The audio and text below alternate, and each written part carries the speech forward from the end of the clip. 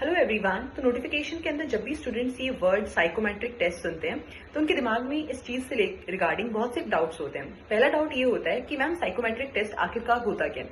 देखिए स्टूडेंट्स, जब आप फेज 2 को क्लियर कर लेते हैं तो ये टेस्ट करने के लिए कि आपकी कॉग्निटिव एबिलिटीज ठीक है या नहीं, आपकी डिसीजन मेकिंग कैसी है, इन सब के लिए एक साइकोमेट्रिक टेस्ट होता है। अब दूसरी चीज आती है, ये कब होता है, इंटरव्यू से पहले होता है कि इंटरव्यू के बाद होता है। तो ये टेस्ट जो होता है ये इंटरव्यू से पहले होता है, ठीक है।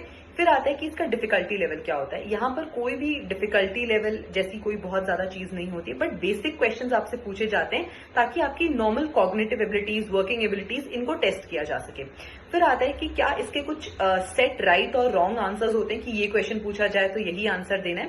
तो लेट मी टेल यू, यहाँ पर ऐसे कोई सेट राइट और रॉन्ग आंसर्स नहीं होते, बट एक सेट स्टैंडर्ड होता है कि इस स्टैंडर्ड से ऊपर अगर आप ठीक ठाक आंसर्स दे रहे हो then that is good enough to go.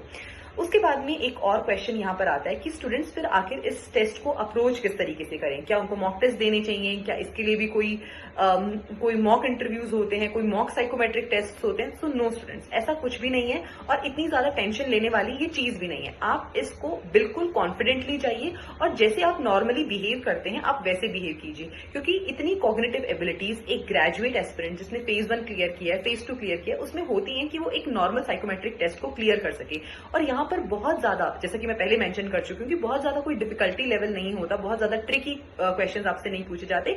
Just basic चीजें ये देखने के लिए कि आप उस पोजीशन पे बैठने के लिए फिट भी हैं या नहीं है।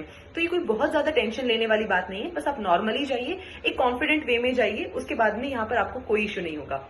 So I hope this video answers all your doubts regarding the psychometric test and it was helpful. Thank you so much and I wish you all the very best.